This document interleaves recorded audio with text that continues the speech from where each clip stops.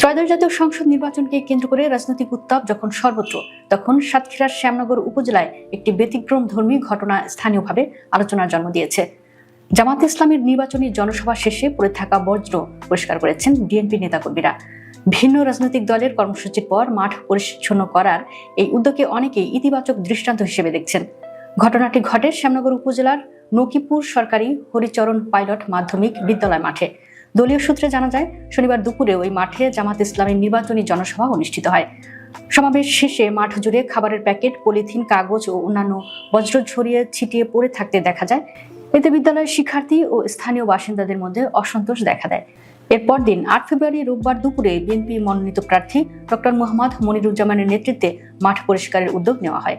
BNP ও এর অঙ্গ সংগঠনের নেতাকর্মীরা হাতে ঝাঁটা ও বস্তা নিয়ে মাঠ জুড়ে ছড়িয়ে পড়ে।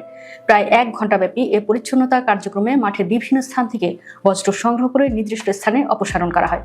পরিচ্ছন্নতা কার্যক্রম চলাকালে বিএনপি প্রার্থী ডক্টর মোহাম্মদ মনিরুজ্জামান বলেন, রাজনৈতিক কর্মসূচি যে দলেরই হোক না কেন, শিক্ষা প্রতিষ্ঠানের পরিবেশ পরিষ্কার রাখা সবার নৈতিক দায়িত্ব।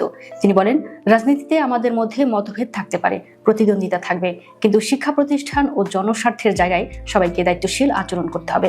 তিনি আরও উল্লেখ করেন, সোমবার একই মাঠে বিএনপি নির্বাচনী জনসভা অনুষ্ঠিত হওয়ার কথা রয়েছে।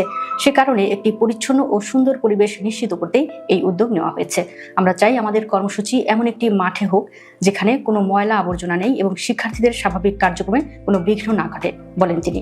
এ ঘটনায় স্থানীয় এলাকাবাসীর মধ্যেও আলোচনা শুরু হয়েছে। নকিপুর এলাকার কয়েকজন বাসিন্দা জানান, সাধারণত রাজনৈতিক সভা শেষে মাঠ বা রাস্তা পরিষ্কার করার তেমন নজির দেখা যায় না। সেখানে ভিন্ন রাজনৈতিক দলের সমাবেশের পর বিএনপির এমন উদ্যোগ প্রশংসনীয়।